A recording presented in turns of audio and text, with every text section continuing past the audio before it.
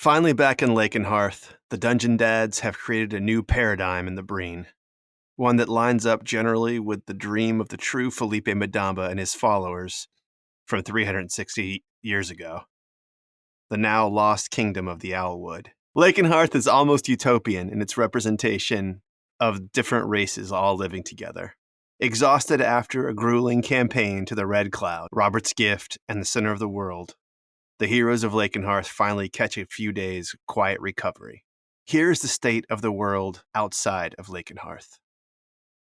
Prince Adair continues to lay siege on Lakeshire, which continues to burn. But Jesus of the Orc Wars persists and has solidified his control there. Hark has suffered massive defeats. First, their Breen expeditionary force under the magical leadership of Waverly Cloudsack was routed at the Battle of the Briar by Adarans, who have possibly sided with the Owlwood remnants. Then the King's Guard was destroyed by Owlwood and Monterans, and an upstart Adaran militia raised by the child warlord Florn Gershon and 3 highly skilled spies who had infiltrated Cloudsack's army and caused an insurrection of desertion, which shrank his numbers in half. The sorceress Gale Neverwinter yet lives, but her acolytes are dead, and her unit defending Water's End and the Three-Way also destroyed. Monter's army remains strong, but chaos reigns in the Mountain Jewel. After an abject failure by the Silhavine Lord to spark a revolution in the Breen 2 years ago, it is now happening without much intervention at all, as their main rivals now rip each other apart. Officially, still vassals to Robert Hark, Monter now openly fights them in the Three-Way and on various outskirts of the Hark Middle Kingdom. The real threat in Monter lies in its social unraveling and the possible upending of more than 2,000 years of historical predictability in the Cloud Sea. The White Lady Bezleth Liltul continues building her light well with dwarves and slaves in her vampire Lieutenant Schnobik. But to what end? Is she really waging a war against the Underdark, against demons, or is she just some pawn of the elves in Gilbrain and the octopus god trying to flood the valley? You know what time it is? Is it time for Dungeon Dads? It's time for Dungeon Dads. Yeah, baby. Season 3. Season 3. Heroes rise, heroes fall. I see 'em on the front line, standing tall. They're risking life and limb to answer the call. But what they fighting for? Don't know, don't care. Just along for the ride, but everyone must in. I'm gonna make sure I'm gonna win inside. Hey, everybody, and welcome back to the podcast. You're listening to Dungeon Dads, Season 3. Yeah, as baby. Always. Tom, As always. don't worry. You can type it all up and read it again later. Fuck you. We're gonna fix it in post. As always, I'm your DM, Tom Blaylock, and I'm joined today by Sam Frank playing the War Priest Abel Rockbrother. What's up, Sam? Hey, habitual piss taker. I can't help it, man. Piss taker. Tim Carr playing the Warlock Filnyr Omajara. What's up, Tim? How's it going? I'm excited. Me too. A little downtime. A little season of downtime. This is what I'm thinking of. A season for all things. And John Watson playing the wizard Ionus Silhavind. What's up, John? You finally got us here. I finally got you back. We're in Lakenhearth, and we're resting. I mean, the real Dungeon Dads starts this episode. Everything else was sort of preamble, prologue. I told you that story. Credits just rolled. Yeah, that's right. 2 years of prologue. Imagine how long the real story's going to take. Just imagine. You're here on Dungeon Granddads. I think we made that episode sometime in the prologue. What? Say it again. I can't hear. Sorry, it's my bad ear.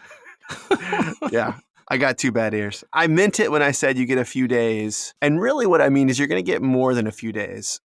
But I'm going to force a few days at least onto you. And this is the way I'm going to do this mechanically. We're going to start off. I want you to know I give my enthusiastic consent. Good. I love it. But what I'm going to do is I'm going to have you guys each roll a d6. And we're going to start this off with a roll. And and this will be the maximum number of exhaustion level that you have when you escape from Ehai's fever dream. And then I will give you survival checks to mitigate these levels of exhaustion. So Sam got a 4, John got a 2, and Tim, how about you? 3. 3. Okay. To knock off 1 on your survival check, I will let you do a survival constitution or a survival wisdom, either one. The first one will be a DC 10, and then a DC 15, and then a DC 20, and then a DC 25. So no one got more than 4. So let's go ahead and start doing some rolling. If you fail the first one, as soon as you fail one, that's where we stop. Okay. What's the As soon first as one? any of us fails one? No. As soon as Each of us. So Tim, you have a 3. So the maximum exhaustion level you could possibly have is 3. Got it. And you'll roll to see if you can avoid some of this exhaustion. All right, who's going first? I rolled an 11 first. Okay, so we're down to 2. Roll it again. Give us another survival. This is going to be a DC 15.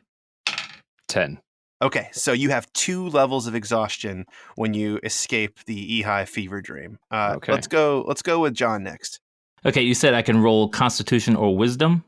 Yeah, so if you're not proficient in survival, you can, either way, you can choose to do Wisdom or Constitution. Okay, I'm going to choose Constitution. If you are proficient in survival, you can add your proficiency bonus in addition to that. Okay, I'm not proficient in that, All right. as I wear soft slippers down the stairs, if you catch my meaning. Is this a sex thing? Is this like a weird sex thing? I don't know. I don't understand. Forget It's it. survival, Tom. It's survival. Oh, I see. Because when he goes down the stairs, he's like absolutely not out in the woods, and he's wearing soft slippers, even There though it's it just is. for the stairs. There it I is. got it. It's excellent. I should not have had those 3 beers before we talked. All right, here we go. Who's editing this episode? That I has think not it's been you this established time. yet. Yeah. I think it's you this time, Sam. Sam. I think Sam, it's season 3, you're jumping in here. Sam. be a Sounded real like he short volunteered, one. right, guys? Yeah. That's right. It sounded like it. It sounded like he was complaining. Those who complain first, edit first. Listen, there are 2 things I love in a podcast. It's popping peas and breathing noises. Shit. Okay. So All right, listen, fine. prepare for a little bit of a stylistic departure. And some lip smack. Yeah, it's just going to be like a lip smacking, a good time. And this is why we don't let Sam cut any episodes. This is why Sam doesn't do Jesus it. Christ. This is why he That's doesn't right. do it. It's okay. All right, I'm going to do my roll here. Constitution, All right. 14. Okay. Pass the first one. Give me a All right, second one. Here's my second one. Come on, Jonas. No exhaustion for you. You got things to do. 15? 17, baby. All right, so, yeah. Hell yeah. All right. So let's go to Sam. Now, Sam's a little difficult, but you got a high wisdom score, so I got 4 of these things, right? Potentially. You got 4 of them, potentially. First one's a DC 10. 10. 7. Shit. I rolled a 3. I have a 4 bonus. Yep. What? Wait, this might be too many. What happens when you have 4 levels of exhaustion? Well, he's not dead, so Mhm. It And is if you're really giving us- slow. if you're giving us downtime, exhaustion comes off after a full night's rest per Yeah. point of exhaustion. So And here's the One- good. Yeah. And here's the good news is that you are going to get you get your first full night's rest, and you guys are going to wake up in your windmill.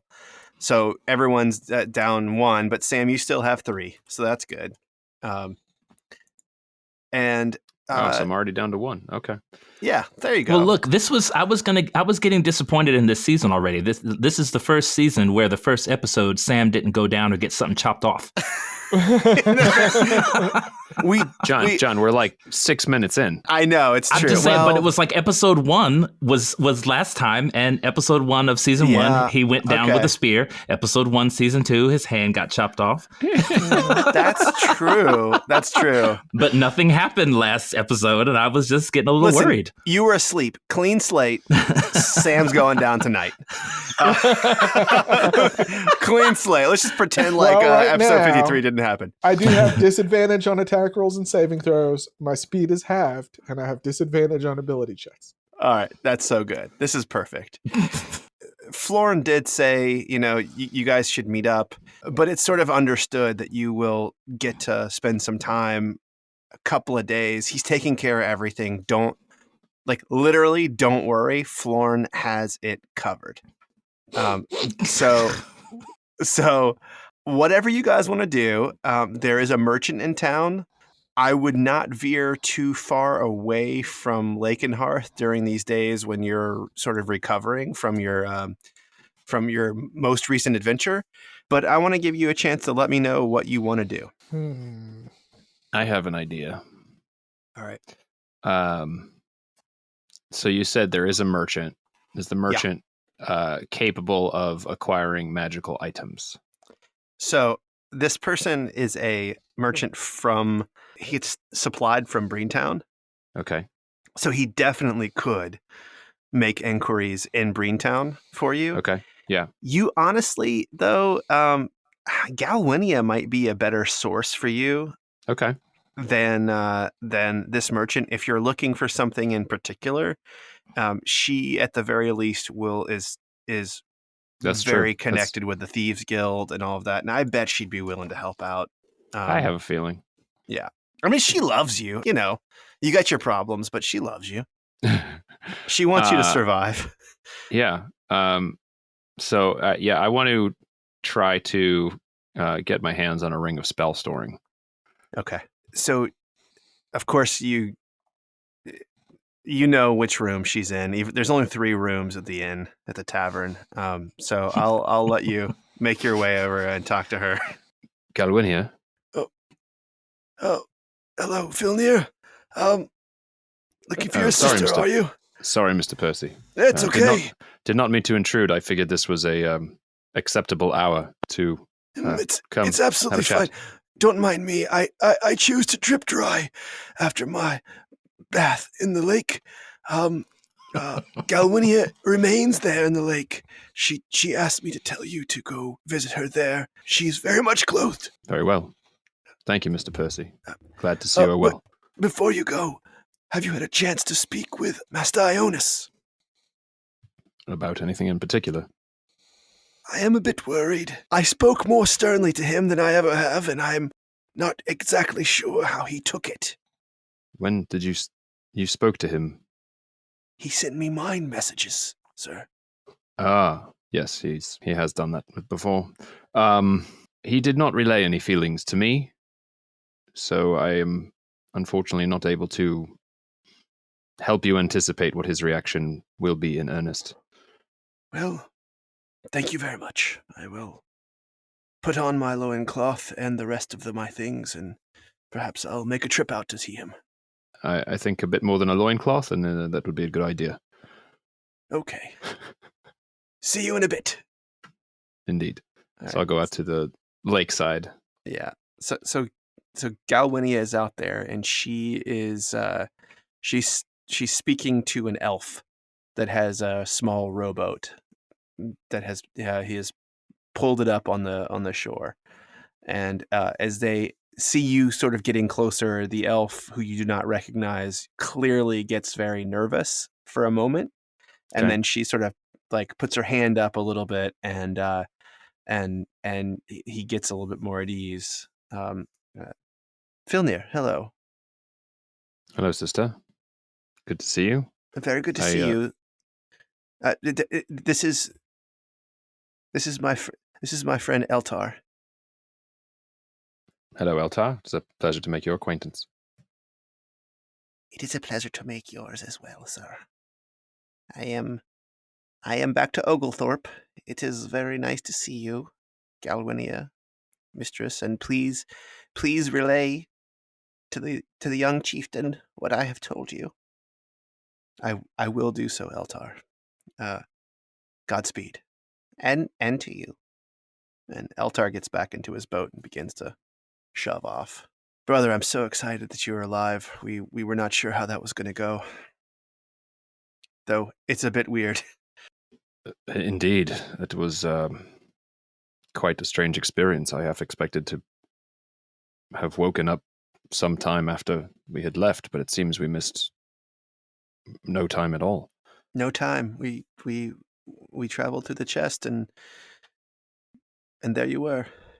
It was I I I could hardly believe it myself. I thought we were perhaps saying goodbye for the very last time. Well, I'm glad we did not. Listen, I will be here for a little while, recovering. Despite the brevity, it was exhausting, the experience down at the bottom. But I'd wondered if you could help me find something that I think would be quite useful in the adventures that are to come. I'm trying to find a ring that stores spells. I have heard of such things. I can't say that I've laid eyes on a thing like that before in my time, but I'm happy to send word to my friends in Breentown. Breentown is still a bit provincial. Do you think it might be something only found in the large cities? It's hard to know. I've not come across one. But we have not stopped in Breentown. Lakeshire was about the biggest I'd seen, and at that point I hadn't looked for one. It had not crossed my mind yet. I will speak to some of my friends in the Omerta in Breentown. I'll send word there. But I will also I may ask some help from Ionus. It seems that he has the ability to speak to people from a great distance, and I might actually be able to. We might have more luck in Adair. Adair is a much more cosmopolitan, much more open to things of the magical variety than much of Monterre and Hark.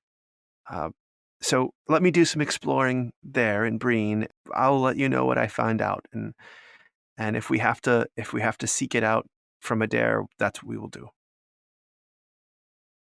Very well, and please let me know what it costs. I will take care of it. I will get it to you for as little as I possibly can. I have very good friends who owe me much. Great. Shall we go speak to Ionus now, or do you have more business to take care of? I have a question for you. I am... Okay, sister. And she pulls out of her mouth this gunky black tar that you've seen before. And it's the stuff that allows you to speak to people at distance. And and she says, I haven't fully given up the work that I've done and the career that I've built over the last several years. It seems that word of you and the priest and the wizard are spreading much further and much faster than I think we expected. My friends want to know if you plan to allow the underground order to remain intact. The underground order?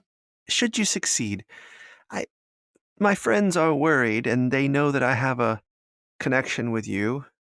I would never let harm come to you, of course, but I would like to be able to reassure them that should you succeed in flipping the power structure of the valley and beyond on its head, that they might have, and me through them might have a seat at the table. I speak for my friends, not for myself. I wouldn't want you to have to deal with someone different, if you catch my drift. I can't say that I've thought about it that much. I also can't imagine that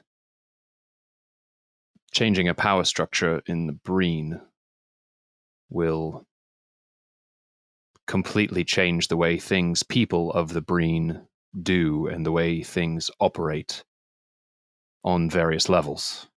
But I think it best we do not answer that question yet. Is it because the others are more important than you? Ionus, his priest? I think it would be better to know if there is something to gain in answering it a particular way. Perhaps we can speak on that later. I cannot give assurances at this point either way. Fair enough. Shall we go see your friend? Yes, let's go speak to Ionus. All right. John, are you going to still be in the windmill? How many days have gone by? This is kind of day one-ish. I want to know what you're up to, what you want to get done in this first few days here. So this is like, after you wake up, first day. First day I'm going to spend a little bit of time turning Saber into an owl. All right. Okay. Done. And so, that takes an hour or so, prep time and all of that as well. Eat my breakfast, get my bearings with Saber, practice some things with him. And then if they don't walk in on me during that time, I'd like to go into the shop and see if I could buy some small things like flour, like fishing line, a little bell. Your money's no good here. This is Clea, the shopkeeper, who now is a dwarf. Your money's no good here. Oh, come now! I'd love to help you. I'd love to help. Take what you want. Take what you want. Well, that is very kind of you. Well, wait. The fishing line you're taking, that's the good stuff. The free one is the one to the left there. The one that you're taking there, that's actually made of silk. That will cost you silver. Oh, 1 silver? 1 silver. I will take the one Haggle, side. John, haggle. Yeah. A silver. It'd be rude not to. I have millions of those. Here's one. Okay. Also, the barley flour, that's the free stuff. If you want the wheat flour, I hate to be like this. That's 5 copper. I'm sorry. You can give me the wheat flour for free. Listen, I'm not supposed to do this. And by the way, I do enjoy your new persona, might I add. Can you believe my beard? It is quite amazing. I mean, watch, I can do this. And she like twists her finger around the beard and it like forms a curl and she pulls it out and the curl stays. And she says, I only had hair like this in one place before this all happened. It's incredible. and she's, take the flour. Thank you. Just come back. You're a good customer. I will be back, and of course I will bring many people back this way. I am bringing many people to your town, as you have seen. I have seen it. Now here's the question. Wait, before you go. Yes. Your man Percy has been talking about opening up a store here. I don't want to tell you how things are done. I know it's a new Lakenhearth. Look at my face and my beard. I get it. But I'm just not sure we got enough room for 2 general stores. Well, did you ask him what type of store he was trying to open? I mean, no. Did you talk to him personally? Hey, you're his boss. I just letting you know he's gonna get some pushback, and just because he's your friend doesn't mean we're gonna cut him slack on this sort of thing. He's going to have to pay his dues like everybody else. All right, but... especially if he wants a spot on the square. Well, I understand that, but also understand things are changing for Lakenhearth, and after I'm done, this place will be quite a metropolis, and you're going to need a little competition. I don't know about that, but thank you, sir. And she hands you your flour and puts a little something extra on top in an envelope, and she says, "Read that later." Well, all right, I shall. And I head back. Where can I find some caltrops? Probably Florn's library. Okay. Is this still on your checklist from like season 1? Yeah, this is like I'm gonna drop some caltrops and run and make them chase me.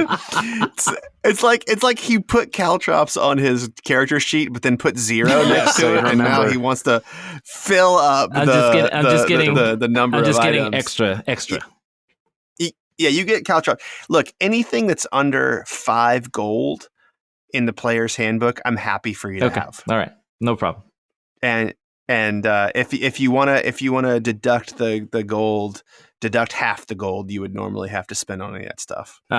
No problem. And I'm just using that time. I'm kind of getting a sense of the people, buying a few odds and ends, but things that I can use. But also seeing, getting a sense of what the buzz is around town. Maybe I can overhear some conversations about me and Abel and Filnyr, a little bit about Felipe Madamba. Maybe I catch it, maybe I catch him walking around. I'd like for you to give me two things. I'd like for you to give me a perception check. Okay. And then also a history check. Okay. Just a moment. All right. Perception. Wow. Natural 20. Okay. All right.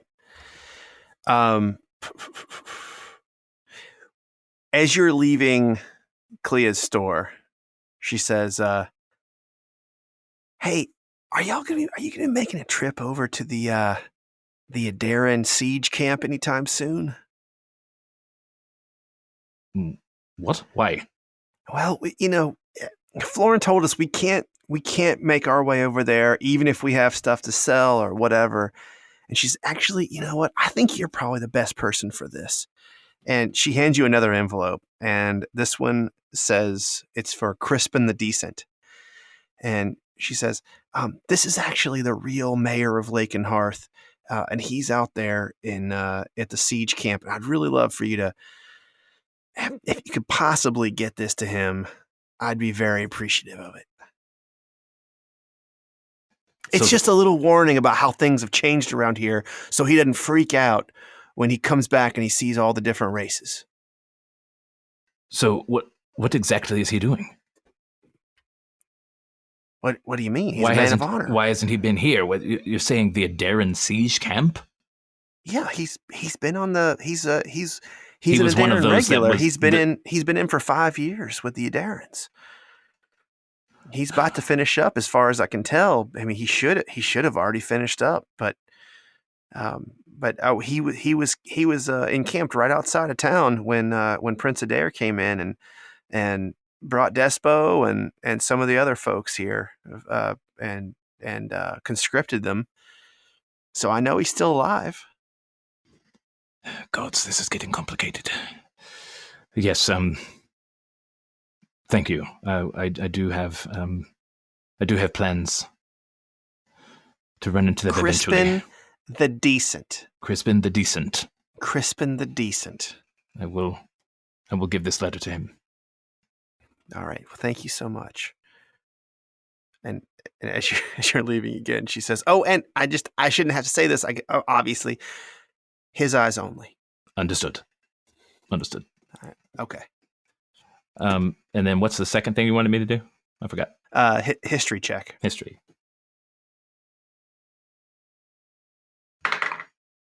That's a 15. Okay.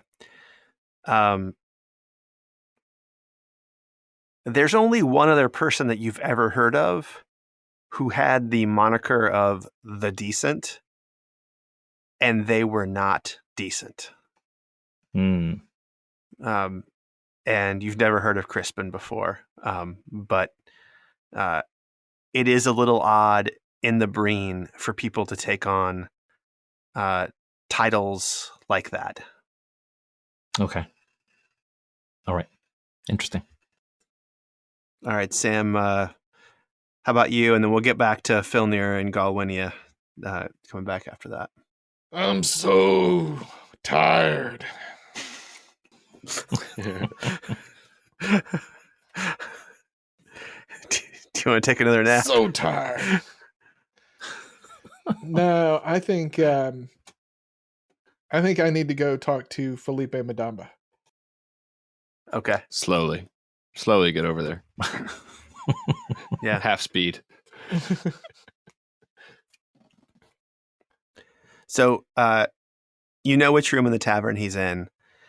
And when you arrive there are 2 or 3 people sitting on chairs in front of his room. Humans from Lakenhearth. His door is wide open, and he has several pretty damn good charcoal drawings that he has put up on the walls of his room, and he is explaining to the folks who are in the room with him what used to be where Lakenhearth is. And he says, "Yep, and then over here, this was the best catfish fishing in all of the Queen's Lake. And then over here, what do you say this is now? Yes, this was above Oglethorpe. Yes, Oglethorpe. That was here before. Yes, that was just a little hamlet, fisherman's hamlet in the middle of the Queen's Lake. They had a wonderful temple, though, there to Donatus, and people would travel across the lake in pilgrimage to it. Beautiful, beautiful. Yes. Oh, Abel! Did I get the name right? It's wonderful to see you, Madamba. I was hoping we could speak to each other in private. In like a place where we would, like a shit house? No, here is fine. That's... Oh, okay. All right. Gentlemen, it is wonderful talking to you. I have many things I would like to tell you about the mixing of the races, and also the fact that I am so excited there are no dirty elves in this town. It's wonderful that you were able to keep yourselves free of that scum. Listen, Drows are okay, I suppose. Fellas, I just sort of whisper as I'm ushering them out the door. He's from another time, fellas. He's from another time. Oh, okay. Because don't you travel with an elf? Isn't that going to be awkward? Well, maybe for him. We'll see about that. Okay.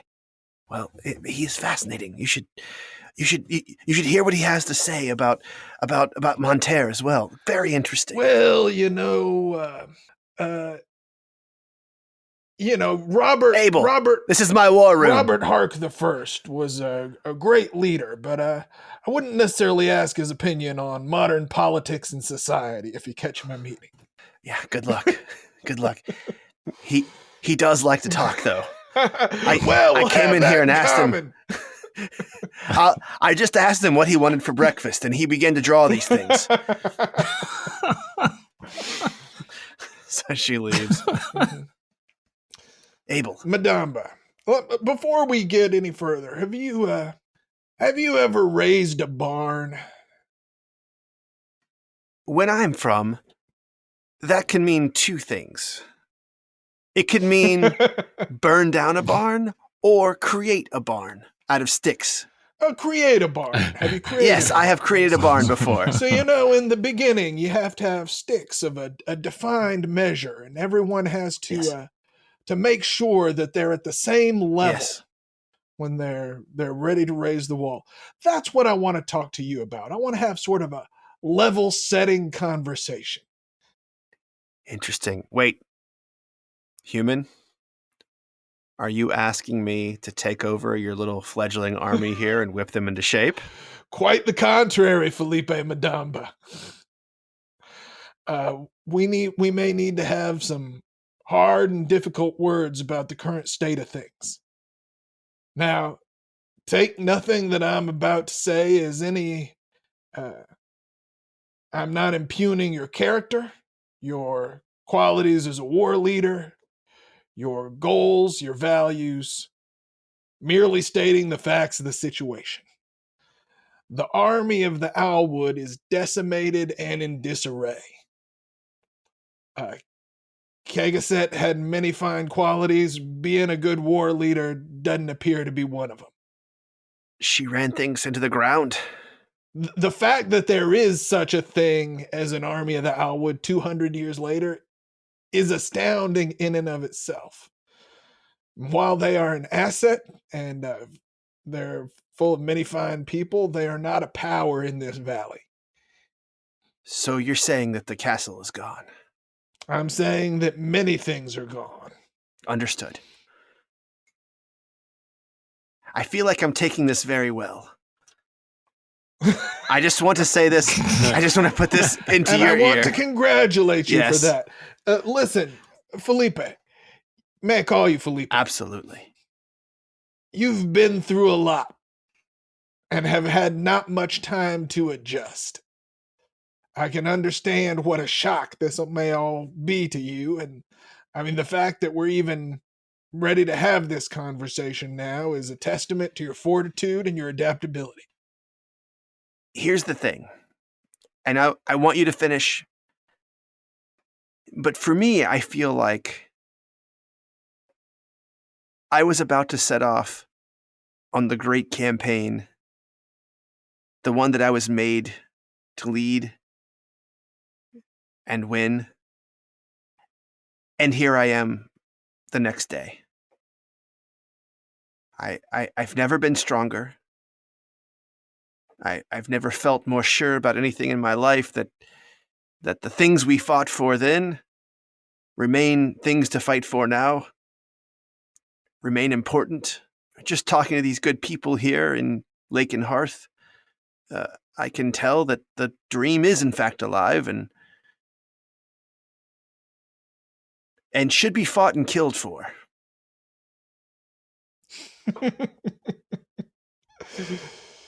You're going to find peace no matter how many people you have to kill to get it. That's the way peace is won. Through blood and sacrifice. I can't take issue with much of what you said there, Felipe, but I don't know how to say this any more plainly. You can be a leader of this campaign. You will not be the leader of this campaign. Okay.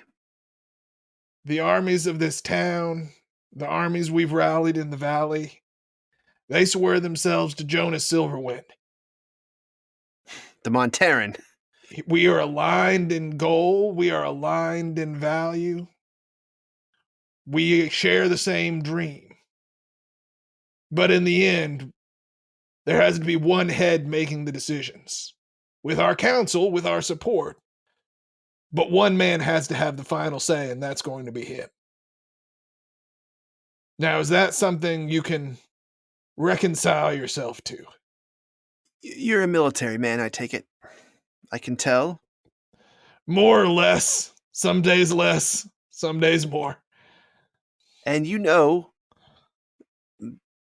that it is not about the character of a person, about whether they have power or not. It is about the power that they wield. I recognize that I have no power in this particular moment. Just skills. I am a machine for killing. But when I return to the Owlwood, my people will follow me. This much I know for certain. If Kegaset has done anything and kept my name alive, she will have kept alive the spark. And the spark, that spark, I can fan into a flame once again.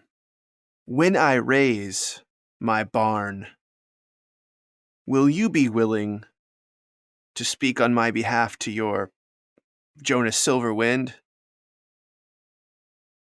And let him see reason when I do have power. These are the limitations of having this conversation, having known each other only for a few short hours. I agree. I would not expect you to be loyal to someone who's unproven to you. And I'm sure you would not expect the same in return. If everything you've told me is true, I owe you all a great deal of, well, everything. So here is what I would ask. Give us a chance to earn your loyalty.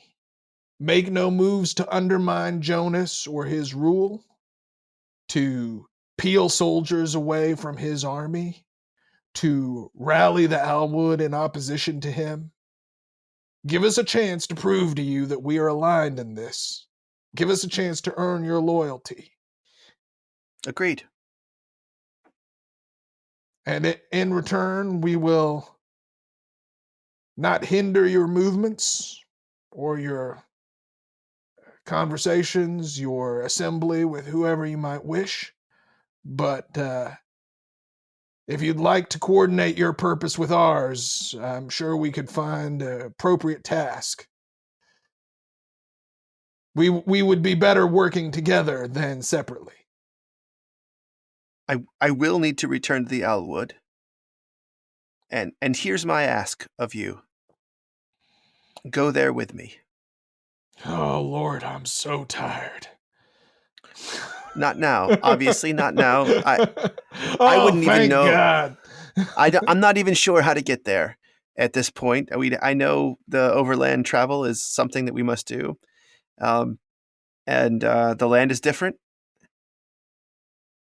If I am going to be respected and embraced by my people, they will need to see that I am respected by this new rising power of the Breen as well. So we can help each other in this way. What oaths do you hold sacred, Madamba?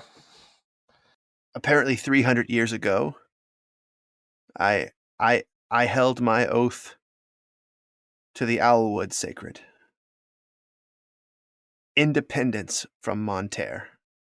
In the place of the yoke of the mountain men, I would have built something fairer.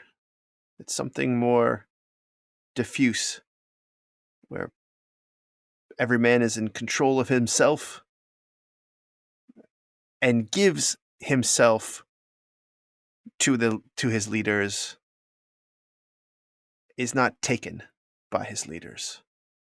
Do you understand that? I mean, I did it first, and you went on for a little while there. But, listen, if you will swear by the Owlwood and by your dream for it, that you will uphold the terms of this deal, then I will swear by Tempest to see it so. I will do it. I spit in my By hand. the Owlwood. And I put it out. Okay, he thinks that's gross, but he spits in his hand as well, and he shakes your hand. Very good. All right. Well, I'll leave it to you. Obviously, you're welcome in town for as long as you choose to stay. If you return to the Owlwood, I'd appreciate you saying goodbye. But if you're going to be here for a while, we may have use of you. I will stay for a bit. I will need these things. And he pulls out a scrap of paper and he says, I understand this is below you, but I would very much like for this request to come from you and not from me. I'm new here. These people owe me nothing. And he hands you a sheet of paper and it just says studded leather, 8 wooden coins, 11 hand axes. Gnome size. I can definitely see about this. You'll probably have to come in for a fitting for the studded leather. You're not what we would call a standard size around here. It's fine. It's fine. I just don't feel I can go and demand things from people, and I don't have any money, as you might already know. Well, and I pat my pockets. I'm like, yeah, you're not going to get very far around here demanding things of people. I'll tell you that. But here, and I'm going to give him 10 gold pieces. I was like, we call this awesome. wham. It's walking around money. Thank you. I'll see about the armor, but any other little sundries you might need to purchase, that'll go far. And you may not be up on modern economic theory, but then it circulates in local businesses and strengthens the economy of the town. And anyone can have these gold coins. You don't have to bring them to a central leader who gives you wooden coins in exchange for these. No. My God, things have changed. Power of the purse, my friend. Interesting. Anything else you want to do? Do you guys want to get together at all? Share some info. Florn has some things he needs to talk to you about for sure. Well, that was going to be my next stop. I kind of like the idea of like Jonas going around shopping for things while I'm like conferring with all the different generals of the different armies. I wonder if they have some new capes in the store off the town square. Well, I am doing that, but I am taking advantage of Abel not being around. Okay, all right. And I also have New Freedom. I also have Mr. Percy, who's also not following me around. Yes. Yep. But I would before anybody gets to Florn, I would ask him for 25 men. I thought you were gonna say I'm gonna rub one out without somebody watching for the first time in a few months. So too. I was like, oh my god, this is gonna get so weird. Okay. So Florn, as per always, when he is not like walking around the town like a boss, is in his library, John. So if Like you want to go a to his boss. library, like a boss. Yeah. Okay. Florn, are you here? Hey man, did you find your way through the portal there? The one into your room? Yes. Yeah, that's the one. You know, they Yes, used to call I'm here. all these things portals, just doors. It's funny. Language changes, huh? Yes, that's so funny. Listen, I need caltrops. All right.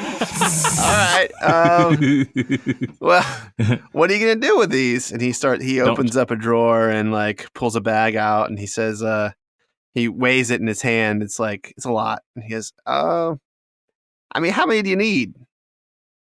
Just 2 bags. Wait, this is all my caltrops I got. And he hands it to you. It's 4 uses 4 uses. in this Oh, bag. If this is all you have, then yes, I'll take this. All right, you can take it. I also need 25 men. All right, here, let me see if I got those in my drawer here. Let me check 1 second. Oh, stop playing. Yes, great. And he pulls out his middle finger and he shows it to you, and he pulls his hand out of the drawer. He says, I only found 1.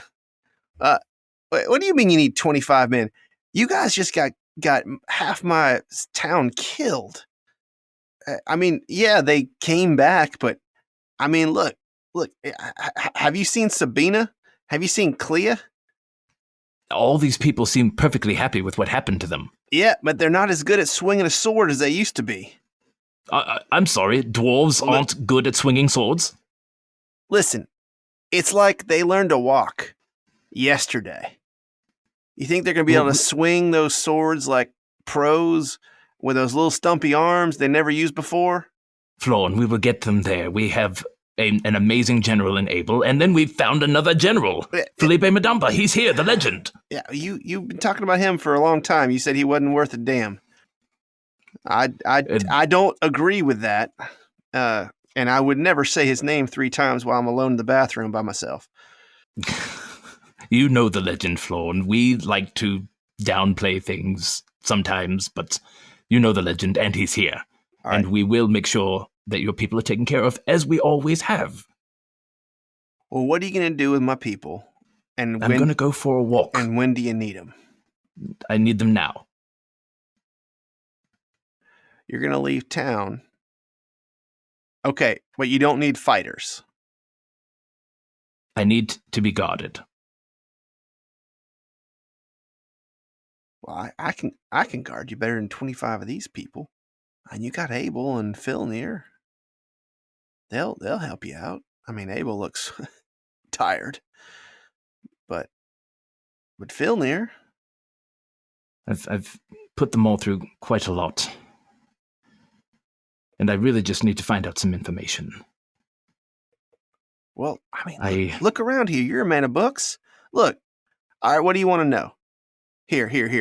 He pulls a book off the shelf, and it's called Lakenhearth, The First 100 Years. Say, look, you can say this is every single transaction that was ever made in the first 100 years, cataloged. Look at this: grain, fishing, fur. Florn, you know, the past few weeks things have gotten very intense. Yeah. Have you sent anyone to check on the tree that sprang from the ground? Yeah, every day I send someone out there. What can you tell me about it? It's become like a temple to people. They're going out there, they're praying to it. Some of them leave with gifts. I don't like it, but you can't. It's like you almost can't keep them away now. And what of the dead? Still there, but they're not doing anything. They're just there, like walking around. Some of them look like they're playing King's Calling. You know King's Calling? It's like that game of cards and bones.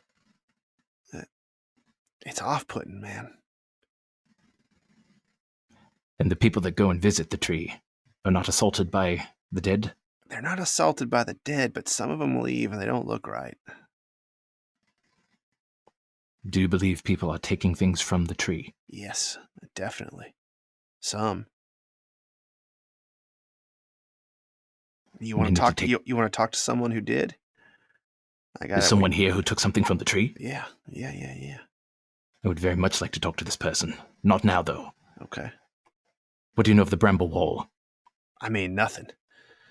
You guys met up with us outside of it, and we got the hell out. That's all I know. You say you are better than 25 men? I mean, you've seen me. Then that's where we're going. I don't want to toot my own horn, but I took out an elemental by myself. Basically. Essentially. Well, maybe you can put your money where your mouth is, because that's where we're going. The Bramble Wall. Now. As soon as I can get out of here. Well, all right. We do have to meet with Abel and Filnyr, though. I got some news for them. And for you. It's about the stone.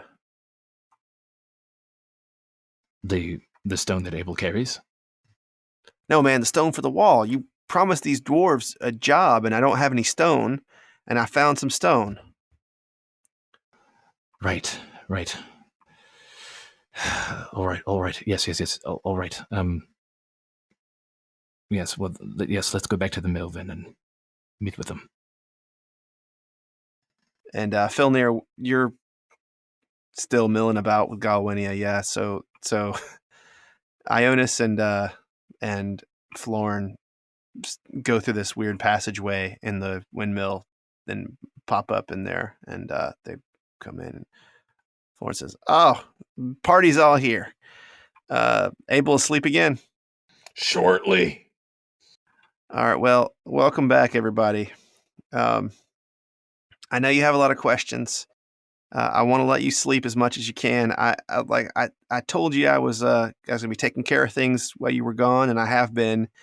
Those dwarves you sent here, they seem to be working out. They're not staying in town with us. They made a little settlement out in the woods. We have a few problems. Okay. And I want you to know, and I'm happy to take care of any of it, all of it, none of it. But I want to make sure we're crossing the same T's, if you know what I'm saying. One is, you promised a lot of dwarves pay. We have it. I am beginning to think of myself as the man in charge of the gold for this outfit. I have hidden the gold in my library. By my best count, we've got 8,000 gold that belongs to the people of Lakenhearth, and 42,000 gold, which belongs to this outfit. He makes his hand in a circle, and he's like including, you all, including Galwinia in this. So I think we have to figure out how best to spend our gold. Now we have some people who need to get paid. I have not paid any of the Lakenhearth troops. We promised them we'd pay them. The ones that left Hark, the ones that left Adair, that only comes out to about 850 gold. I didn't want to spend it without getting your approval. You have it. All right. Now, my next big problem is these dwarves want 8 gold a day. And by my count, there are 35 of them. The problem is they do not have stone as we speak. I know of 2 good sources to get enough stone and quickly enough for these dwarves to do their work and build this wall. Neither one of them are good options. Can you explain the wall to me? I mean, they told me that you told them that they would come here and build a wall, and I'm talking about you, Jonas. They told me specifically that you told them to come here, they'd have a job building the wall. Yes, Filnyr, we've brought undue attention on this town, and these dwarves went to build a wall for the Bramble Wall, and I thought I'd take them from the enemy and help set up fortifications here. So did I hear you say you have a lead on some stone, Florn? Two good leads. I don't like either one of them. Fantastic. One is a fey creature that we have worked with in the past. He's tricky. His name is Oxpix, and he is what is known as a Kored. Have you heard of a Kored before? Little. Can't say that I have. They're little, they're very hairy, and it's like they're married to stone. They know where it is all the time. They know how to get it. They got some magic, and they have a lot of little helpers. Oxpix has told me that he wants all the gold in Lakenhearth in exchange for 100 years of stone for Lakenhearth, whatever size we want, however much we want to get it, for 100 years. And he will supply us without asking questions. Okay. Now, he came into town and smelled, and I think he smelled all of our gold. I think he has a very decent idea about how much gold we have here. I have an idea how to trick him, but that might be risky.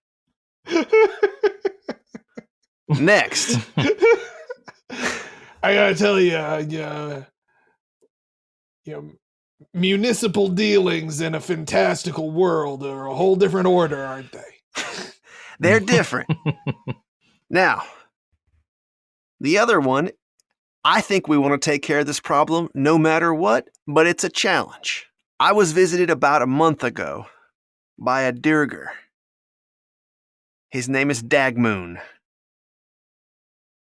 This Dirger asked me if I could raise up a small army before he knew about you all to help him rid his mine of a blight. And I pushed a few buttons, checked a little bit harder, did a little research. His mine is an old giant mine, and he is what they call around here a necroslaver. So he's got skeletons and old Durger, and that's his labor. I don't love that. Just to be clear, a necroslaver is still exactly what it sounds like, right? Oh, okay. All right. But he has something that has moved in, and all of his undead labor is now following the orders of this thing. He told me he's got tentacle mouth, but he's undead. I thought Mind Flayer at first. I don't think Mind Flayer is undead. That's my first thing that I figured out. But then he said he casts spells using books, and I'm looking at you, Jonas. He told me you should not go in there with books. And he said he was very clear on this. You do not want to go in there with books because he has a way of taking them. I think that this is the guy that Elspeth was chasing after, and one of the reasons why she was destroying all those books is because he gets power from them. Yeah, I got a lot of books in my library. I've been looking them up. I can't figure out what the hell this guy is, but he sounds pretty bad, pretty brutal. I cannot believe Dagmoon survived when this guy moved into his mind. Dagmoon says if we get rid of this guy, he'll give us all the stone we want to build our wall, and then we have to like move on with our lives. So once we get the stone for our wall, he gets his mind back. And no money exchange. Just get rid of the problem. Well, let me ask you this. If we get rid of this problem, why on earth would we give the mine back to a necroslaver? Wouldn't we just keep it for ourselves, especially if he's just one little dark dwarf man? I like the way you think, Abel. So here's my two thoughts. If we go with Dagmoon, we take the mine, we give it back to Dagmoon. He uses his skeletons to mine the stone and bring it out to the wall, and then we take the mine from Dagmoon. Why not? He's not a good guy. But I sort of already told both of them we would take the deal. Wait. You made a deal with a fey creature? Well, I didn't shake on it. I didn't do all the things you're required to do. I told them I thought we had a deal, but I had to talk to my partners. If we say no to the Fae now, they might be upset. I'm not saying they're going to go after us or anything like that, but they might be a little upset. Gentlemen, before we go any further on this wall, this could be entirely misleading in terms of what I have just heard. It could be a prophecy that does not come true. But I fear that the lake will rise, and that the town of Lakenhearth, if it is not raised about 20 feet, will not survive the rise of the lake. So building a wall, in my mind, if this is true, does not seem to be prudent unless it is watertight and at least 20 feet high. Like a dike. Well, you'd have to surround the entire town. I mean, it's quite an undertaking to build a town up 20 feet. It is indeed. It may make more sense to simply pick up and move to a location higher. I know that's not close by. Well, just to be clear, we're going to do everything we can to keep the valley from flooding. If it is within our power, absolutely. Considering the destruction and loss of life would be of astronomical proportions. Abel, are you able to stop the rain? Well, in limited amounts in specific localities, yes. Are you able to stop a river from flowing indefinitely? I don't know if I like all this defeatist talk from you, Filnyr. I don't... Well, it's all right. He's just trying to make sure we hedge our bets a little bit. Temper our expectations. I don't know what you heard from Ehi, but I heard a word that may help us get to Monterre, and that Lakenhearth needs to be raised 20 feet in order to survive a lake rising, should the lake rise. Did you not hear anything similar? Not on that subject. I certainly received my own message, but as someone who has had a lot of conversations with gods, I would advise you to take that instruction seriously. But keep in mind that it is coming from the perspective of the one who would see the valley flooded. Fair enough. She will present her position as inevitable, and her power as immense, and her will is absolute, when none of those things are strictly true. But what if they are mostly true? Well, that's what we got to find out, isn't it? I guess I'm saying is if this valley floods, we've got bigger problems than this wall. Hey, Tom, just for canonical purposes, did we all hear everybody's echoes? Yeah, in fact, Abel and Jonas heard yours. Yeah, that's what I thought. And but you did not hear yours. You saw yours written on your sword. Right, okay. But so you all heard these things from the mouth and from the cave that you were in the dome that you were in, but you did not hear your own, or you weren't with it enough to like perceive it, I guess. We spoke our own in a weird trance or something, and then it echoed back. Yeah. Okay. Well, so maybe we will need stone. Abel. And a lot of it. We may. I mean, that's one way to build things up. We may, but stone... All I heard from that is a giant 40-foot wall around the city that's watertight, or using stone to build up the actual houses that are here. One seems easier than the other, and more than anything, that is a future problem that may or may not happen, but this town is now in danger, and it is the fault of the three of us. They must be protected. So these dwarves we got, they're good at building walls. Are they good at mining stone too? I don't think so. They probably think it's beneath them, huh? I mean, they basically. I see what you did there.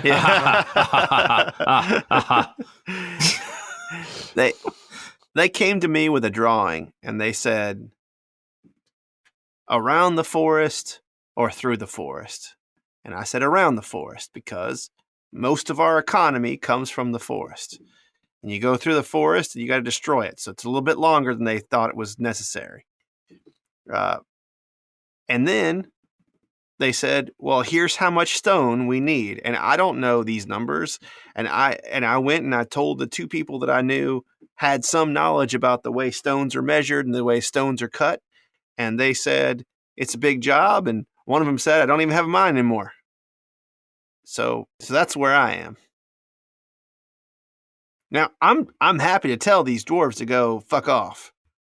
You know, the valley, the way we defend ourselves is towers. Airtight towers with ballista, with archers that are impenetrable unless you can fly. Well, these dwarves are under my protection.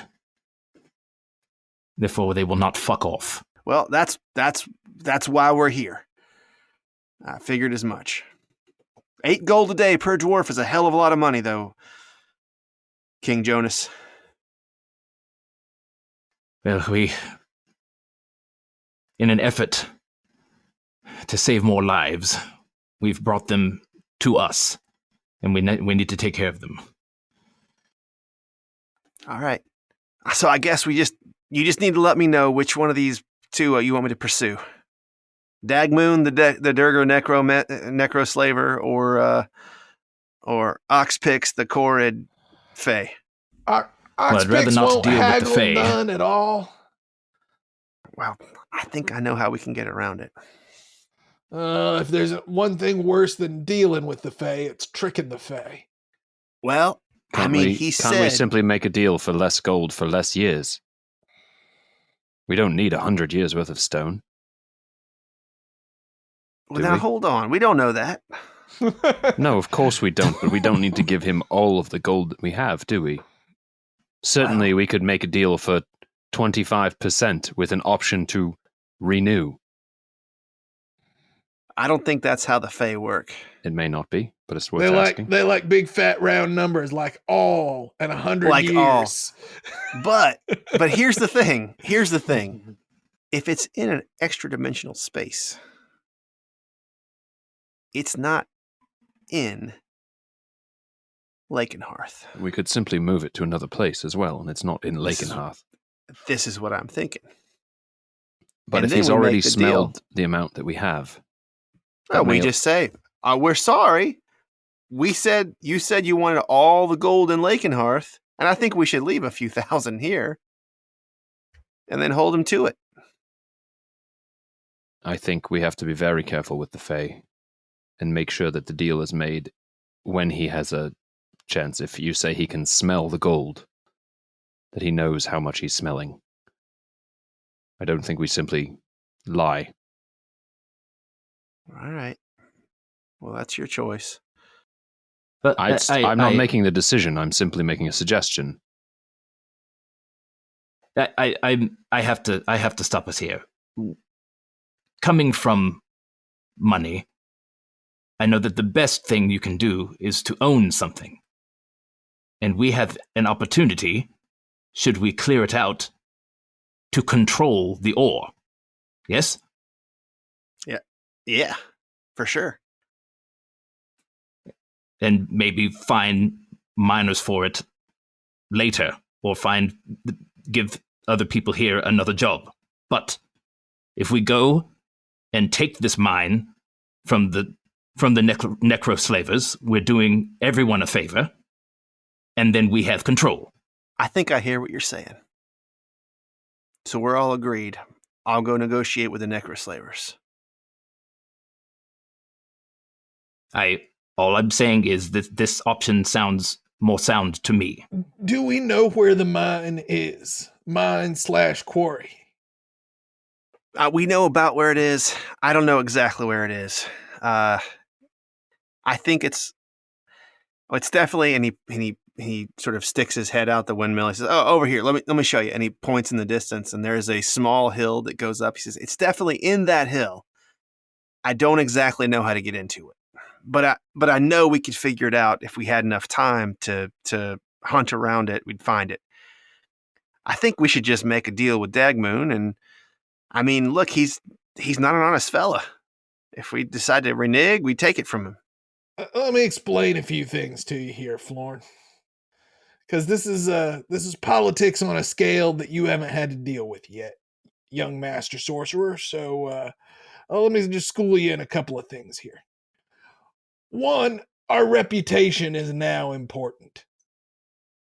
And if we're seen to be dealing with necroslavers, regardless of the disposition of our deal, it will hurt our reputation and make people less willing to join with us.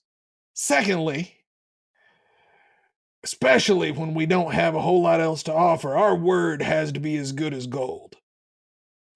And if word gets out that we're giving our word and going back on it, our ability to find allies is diminished. All right. We can offer this Dagmoon, well, I was going to say we could offer him a reasonable fee to give us the location of the mine. Fuck off. But even that may be too much. Just buy it from him. Just buy the location from him. Yeah. The mine. Yeah. Sure. How much is all right? The location of the mine. And the rights to it, I think is what Abel means. I didn't really mean that. I meant we take the rights by killing what's in there. He doesn't have the rights to sell right now. I suppose that's true. It's not really his mine, is it? Necroslavers, I don't want to deal with them any kind of way. All right. I think we find the place ourselves, we clear it off ourselves, and we tell Dagmoon to pound sand. And I'll tell Oxpix we're not interested. Tell Oxpix we have great respect for he and his Fey brethren. We appreciate the massive amount of stone that he has on offer, but our gold must serve other purposes at this point in time. Bring him some kind of sufficient offering for his trouble. What do these guys like? They like milk and honey stirred in a pot? It's the weirdest thing. They like gold. That's what they like. Well, bring him a small offering, enough to seem magnanimous, but not to make too sizable a dent in our treasury. All right, I'll do it. Yeah, you guys got any idea what this thing is? Not yet, but I can do some research, and should we get the location, we can do reconnaissance. Yeah, all right. Florin, what do we have in the way of armorers here in town? Well, I mean, we got the blacksmith, and good at making door handles, okay at making certain protective pieces of outfittery. But the good news is we got a lot of armor and weapons stacked up over the years of people bringing home their Harkin and Darren stuff. Well, that probably doesn't suit either of the purposes I have in mind, but we'll see. All right. I'm looking for studded leather that would fit a gnome and plate armor that would fit a human man. You want plate armor? I think the time has come. So he sticks his head out and he calls over to Zeph, and Zeph appropriately is a drow now. Zeph comes in and says, yeah, man, Zeph, did you actually take Herr Walter Faust's plate mail? I surely did. You think you can adjust that to fit our friend Abel here? Absolutely, about the same size. Maybe he's a little bit shorter, but I can. It's just a tuck in the greaves. That's all it's going to take. You mean? All right. You might have to let out the crotch a little bit. Crotch in the ass area. Yeah. All right, they'll get to work on that. I have one more point of order here in this informal meeting of the War Council. What do you have to say, Abel? I move that rather than call in this outfit, and I gesture like Florin did, this outfit, we refer to it as the First Army of the Free Breen Valley. I second. Can we call it Florin's Army of the Free Breen Valley? Nice try, young Master Florin. All right. But I third. But we're gonna let people know the Bryonies are coming. All right. Filnyr? Sounds good to me. All right. So he puts his hand in the middle and he says, First Army of the Free Breen Valley on 2. 1, 2. First Army of the Free Breen Valley. Huzzah! We'll get there, guys. We'll get there. It doesn't flow off the tongue like Monterre. Yeah. All right. Not many places do. All right. So as you guys break, I need you to give me a perception check. Been so long, I didn't have my D20 handy. Ugh. Got a 9. Okay. I got a 10. I have a +8 to perception. Good grief. Okay. All right. You need one from me? Yep, please. 15 perception. And by the way, my Okay. passive is an 18. Okay. So Abel and Filnyr, but nobody else. You when you sort of say this and you do the break symbol, you hear some clicking by the window and you catch the image of something small that's clicking louder than it should be. It's bigger than an insect, smaller than a bird, and it's making a sound that doesn't seem right, and it clicks down out the window. Grab What was that, that? whatever it was. Let's go. What? There was something at the window. Did you not hear it clicking? Oh, sorry. I probably didn't see it because I also have disadvantage on my ability checks. I forgot about that's right. Oh yeah. Oh yeah. So it's just Filnyr. Just Filnyr. I'll give you another one here. Oh, natural 20. Oh. But with Doesn't disadvantage, matter. still a 10. So you did see it. All right. If it was a All DC right. 10. Yeah. Yep. All right. You saw it, but you didn't hear the clicking. But Filnyr heard the clicking and saw it bolting away. And I'll just run outside. Okay. You see it. If you're going to try to catch it, we're going to have a contested acrobatics. What does it or look like? Oh, this is athletics. going to be like that bird thing again. So it looks like a little centipede, but it's metallic. A metallic centipede. Yep. Um, All right. This is I get it. and Plus I'm 3 running to after this. it. How fast is it? It's moving the same speed as you, but it's quicker than you. It's darting back and forth. So it's like it's got the same speed. It's like it is evading you. So it's doing so like a a little bit of a zigzagging. zigzag. Yeah. Yep. Yep, serpentine, and I'm running straight for it. So I should be gaining on it, right? What did you need Yep. for a check? Athletics or acrobatics to grab it. Okay. I will give you an athletics check. 19. You catch it, you grab it with your hands, and this thing is about when you get it, you realize it's about 8 or 9 inches long, and it's very skinny. It's about the size. It's big around as a drumstick, Okay. and about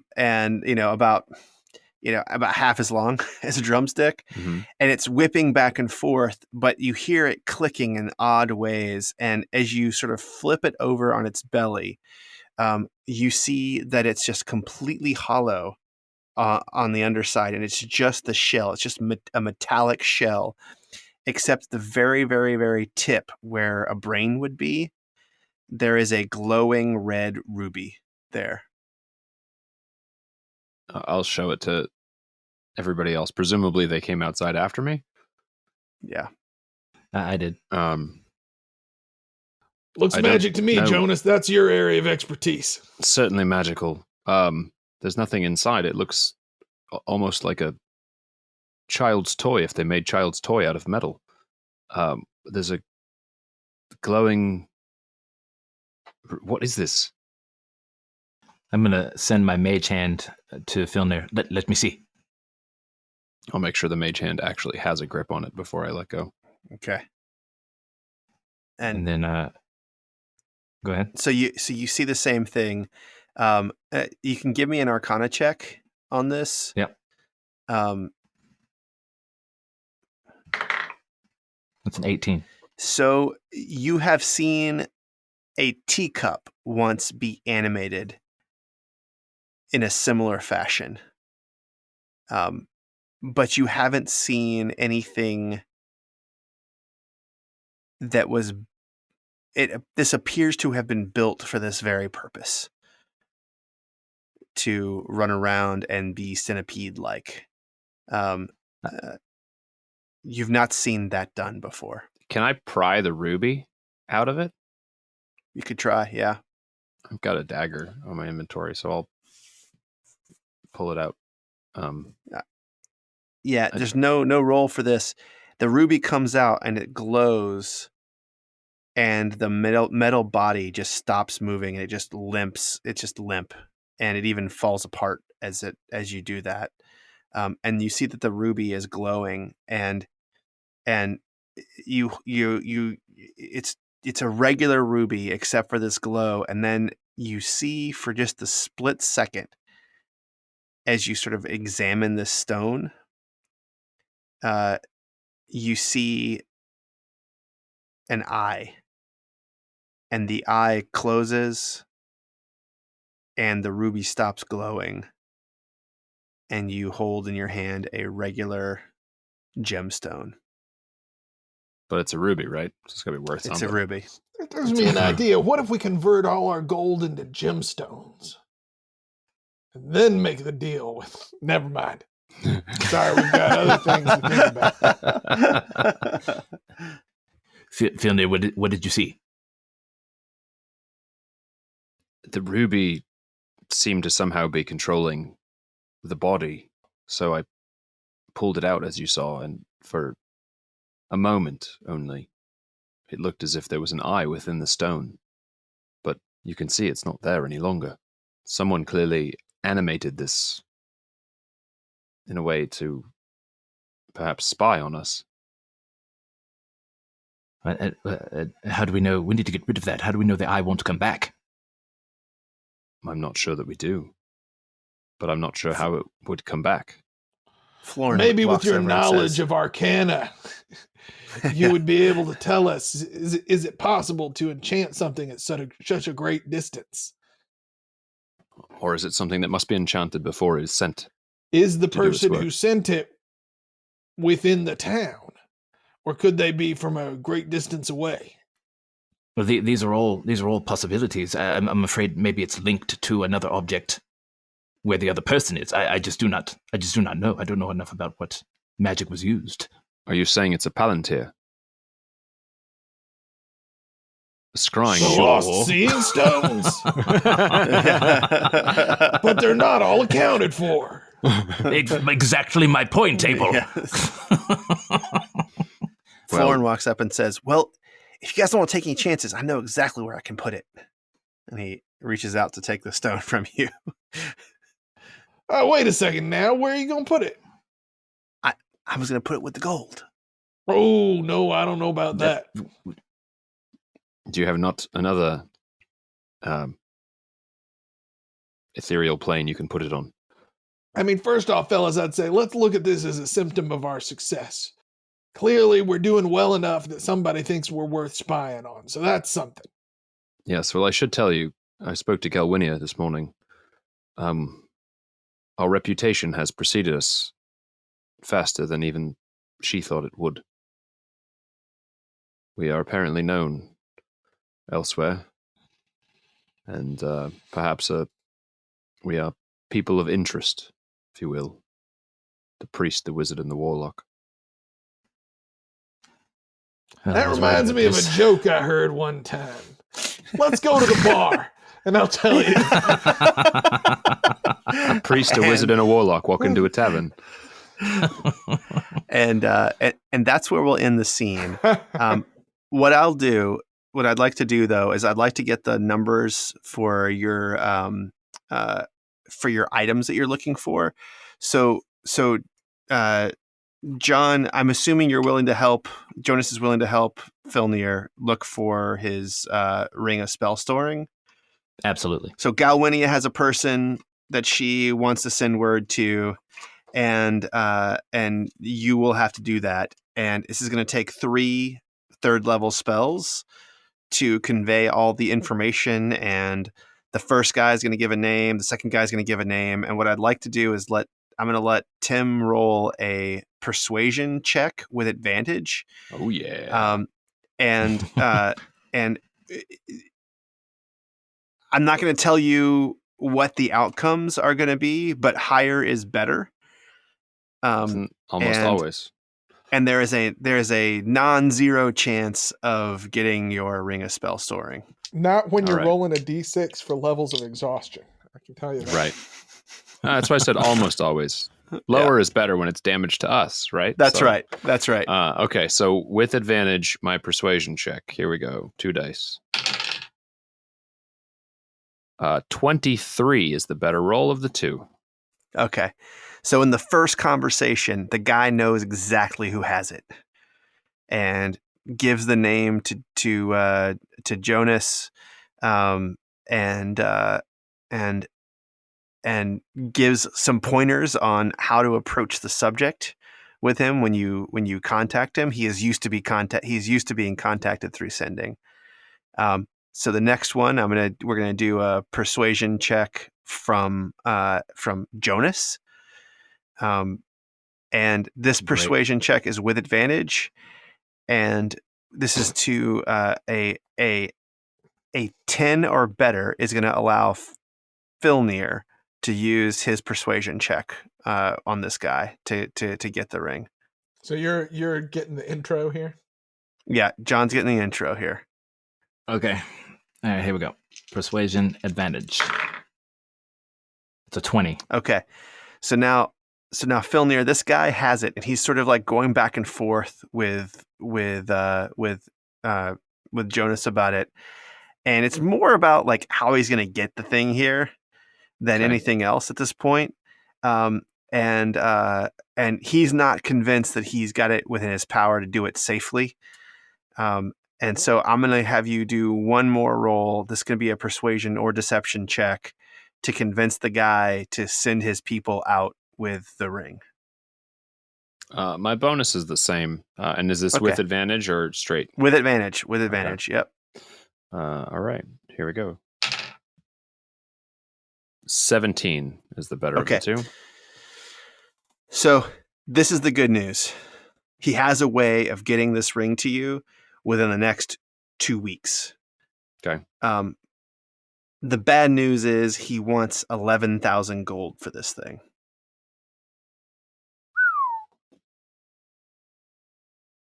Galwinia immediately tells you to make the deal, and that the gold will be ready upon receipt. Ionus, you have a wallet, so to speak. Yes. I mean, gold is no. We have a pot. Gold is of no import. Remember, we have a pouch of unlimited gold. So that's what I'm saying. The gold is there's no problem. So 11,000 is not something to scoff at. I mean, your finger might get tired fine. flicking them out of there. It does seem like a weight to bear on my finger, indeed. Yeah. But we have 2 weeks. Okay. Yeah. I will make the deal. And I'll make the deal. And yeah. All right. So you make the deal. Next episode, you will have your ring of spell storing.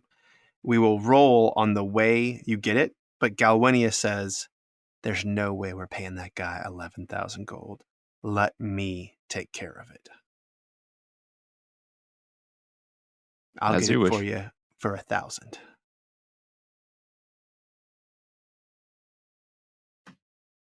All right. Okay. All right. I'm not going to argue with that. Yeah. So Galwini's going to get it for you 1,000, and Abel's getting his plate, full plate. That's what it is, right? Mm-hmm. Abel's going to get his Herr Walter Faust's full plate. Now, wait a second. Now, Jonas, we got something we need to think about here while this armor is being made. This is something I think is going to be right up your alley. I mean, I think this is something that really you should bend your grand intellect and your fashion sense towards. I believe we will need some new and unique heraldry for the first army of the Breen Valley. What do you think that should be? Just a little something flashy on the armor, or some special dagger that we hand out to people. What should our sigil be? What should our symbol?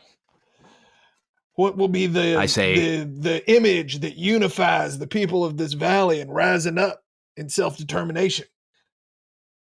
Well, I mean, you are a shield for people, so I definitely think a shield. There's a sword that Filnyr produces, so we could put a sword on that shield, and then we can wrap it in a mongoose. I was thinking it seems like this has become our business, but I don't know. I don't know how to exemplify that in a picture. What does one wear to do business? I mean, we always just seem to wear this. Yeah. That is difficult. I agree. That's why I feel like the mongoose will really round it out. I knew maybe around them all three represented. The mongoose like a fur kept a lot of livestock. He was always designing special images. He was really good at that branding. Yeah. Well, Florin, as you guys are talking, Florin's clearly getting bored of this, and he has a scroll, and he rips a small hole in his shirt and just sticks his scroll right there in the hole in his shirt, so it like sticks out a little bit. And he says, "Oh, that's clever. I'm going to start doing that." Florin, quickly, off the top of your head, what is an image that means the Breen Valley to you? What is the picture that reminds you of home? I guess it's just the lake. with the mongoose swimming in it. We'll work on it. All right. Well, thus ends episode 54 of the Dungeon Dads podcast. Some things happening, not a lot of incident, but you have a construct spy coming in, and you get your home, guys. You're in Lakenhearth. Yeah. And a lot of friends here too, which is unusual for us. It's unusual, and it's actually some of it's a little more nerve-wracking figuring out what to do with said friends. Yeah, people needing to be paid and people needing housing. In some ways, it's easier when you're surrounded by people that want to kill you.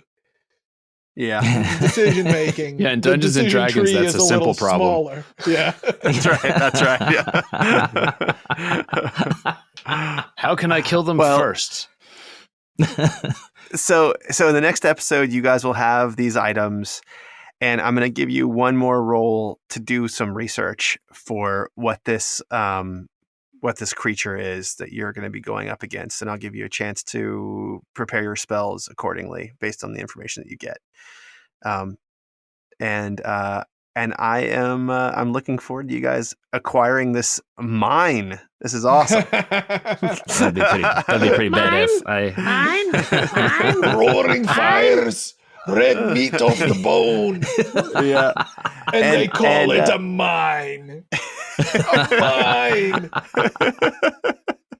And for our listeners out there, if you have any ideas about what this creature might be, drop it to us on Facebook or in Discord or on Twitter or Reddit or Instagram. Yeah, we're on Instagram now. I don't know how we did it. So actually, crazy. I do know exactly how we did it. Yeah. Listen, we all got together. We decided we wanted to be, we wanted to be in a more visual medium, and we wanted to make teenage girls feel bad about themselves. So we were like, Jesus. Wow. We were like, let's God. get on this Instagram train. No, you know what happened? Brian Weiss of RPG and Company, the guy who helped us make our wonderful logo and new branding, tagged us on Instagram, and I was like, well, I guess now we have to grab that username. Yeah. Right. Because At least got a squad on it. Yeah, exactly. And then I was like, well, now I've got a username. Now it's in my phone. Might as well just start putting it to work. Oh my God. So come follow us on Instagram. Same username as Twitter, Dungeon Dads Pod. Take some pictures of your lunch and post them there. There you go. Hey, don't make fun of Instagram. Don't make fun of Instagram right when you get on it. Like that's come on. Let it soak in a little bit before. Is that what we're supposed to do though? Yeah. I don't know. We're reluctantly on Instagram. We're not. I joke. We're not too good for Instagram. Who are we kidding? Listen, we need all the exposure we can get. So please tell your friends, write a review, Apple Podcasts, Podchaser, anywhere you can leave a review. 5 stars. Tell us, spread the good word. Well, and this is episode 54. You've been hearing us talk about it for a while now, probably. But we still really like those 5s and those scribes. We do. That's right. We really do. Right. So good. And if you type up a few words in a review, we read every single one because we still don't have that many. So if you say nice things about it, about us, we will read them and we will feel good. And wouldn't that be nice? Wouldn't it be nice? All right. Toodaloo, everybody. Toodaloo.